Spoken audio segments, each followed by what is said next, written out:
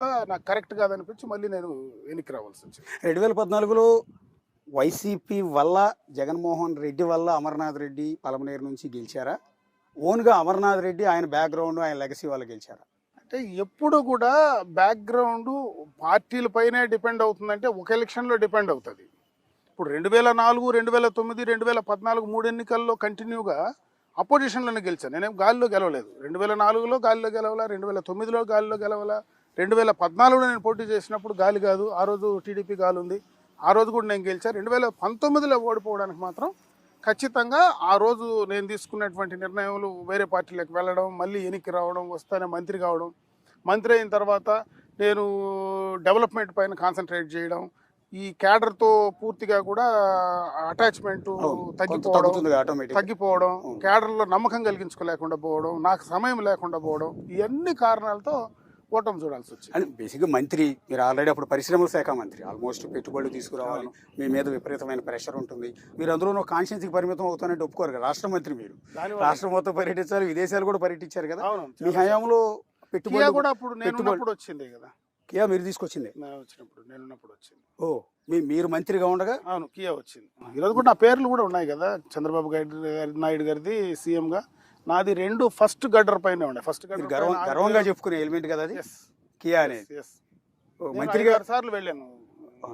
భారీ పరిశ్రమల శాఖ మంత్రిగా మీరు ఆ రోజు కియా తీసుకొచ్చారు. అక్కడ ఉన్న ఆ స్టోన్ మీద అప్పుడు మంత్రి, పరిశ్రమల శాఖ మంత్రి అమర్నాథ్ రెడ్డి అని మీ పేరు చూసుకున్నప్పుడు ఏమనిపిస్తూ ఉంటుంది? అక్కడ ఈ రోజు కొన్ని వందల మంది కూడా వేయాల, నేరుగా గడ్డర్ ఏదైతే ఉందో దానిపైన ప్రింట్ చేసేసి ఎక్కించారు. చంద్రబాబు నాయుడు గారి పైన పేరు ప్రింట్ చేశారు, ఫస్ట్ గడ్డర్ పైన, సెకండ్ గడ్డర్ పైన నా పేరు ప్రింట్ చేశారు. అక్కడ కొన్ని వందల మంది బతుకుతున్నారు. రాష్ట్రానికి ఒక తలమానికం అయింది ఈ రోజు కియా. ప్రపంచం ఇన్ని దేశాలు ఉంటే, ఈ దేశంలో ఇన్ని రాష్ట్రాలు ఉంటే, ఇన్ని పెద్ద పెద్ద డెవలప్ అయిన సిటీస్ ఉంటే, జిల్లాలు ఉంటే, వాటన్నిటినీ కాదని ఎక్కడో అనంతపురం ఎంత వెనకబడిన ప్రాంతమో మీకు తెలుసు, అలాంటి చోట మీరు పెట్టిస్తే అక్కడికి వచ్చి అంత పెట్టుబడి పెట్టారు, వేల కోట్ల పెట్టుబడి. చాలా పెట్టుబడులు వచ్చాయి. నేను మంత్రిగా ఉండే సమయంలో చాలా పెట్టుబడులు వచ్చాయి. తర్వాత అప్పుడు మీరు విదేశాలకు కూడా వెళ్ళి చాలా ఊర్లకు, చాలా దేశాలకు వెళ్ళాను. దావోస్కి కూడా మీరు వెళ్ళినట్టున్నారు. దావోస్కి మాత్రం నేను వెళ్ళలేదు, ఎందుకంటే ముఖ్యమంత్రి గారు వెళ్ళారు కాబట్టి, నేను ఇద్దరం వెళ్ళాల్సిన అవసరం లేదు కాబట్టి. అదేవిధంగా లోకేష్ గారు వెళ్ళారు కాబట్టి నేను దావోస్కి వెళ్ళలేదు. ఇప్పుడు మీరు తీసుకొచ్చిన కియా ఏదైతే ఉందో, ఆ కియా తర్వాత వెళ్ళిపోతానంది చెన్నైకి. మీకు ఆ తర్వాత తెలుసా? తెలుసు. అక్కడ ఉన్న ఎంపీ, తెలుసు. అక్కడ ఉన్న ఎంపీ గోరంట్ల మాధవ్ బెదిరించారనే కారణంతో వెళ్ళిపోతాను. అప్పుడు బాధేసిందా?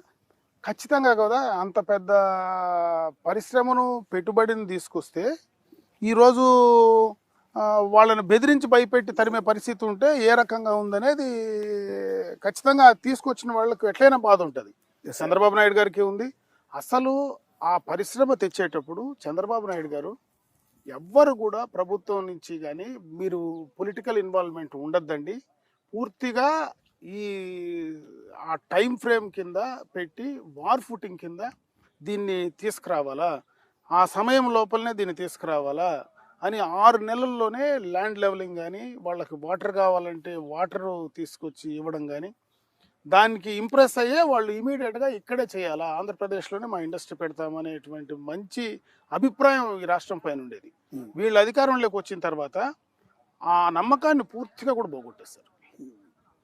ఈరోజు ఆ పరిశ్రమ ప్రతినిధులందరూ కూడా ఒక స్టేజ్లో ఈ రాష్ట్రాన్ని వదిలిపెట్టి బయటకు వెళ్ళిపోవాలనేటువంటి ఆలోచన కూడా చేశారు. అయితే మొత్తం ఎస్టాబ్లిష్ చేశారు కాబట్టి ఆగిపోయినారు. దాని యాన్సిలరీలన్నీ కూడా ఏదైతే టైర్ 1, టైర్ 2కి వచ్చేటివన్నీ కూడా చాలా వరకు కర్ణాటక, తమిళనాడుకు వెళ్ళిపోయాయి. అంటే భారీ పరిశ్రమల శాఖ మంత్రికి మీరు పనిచేసిన తర్వాత ఆ పోస్ట్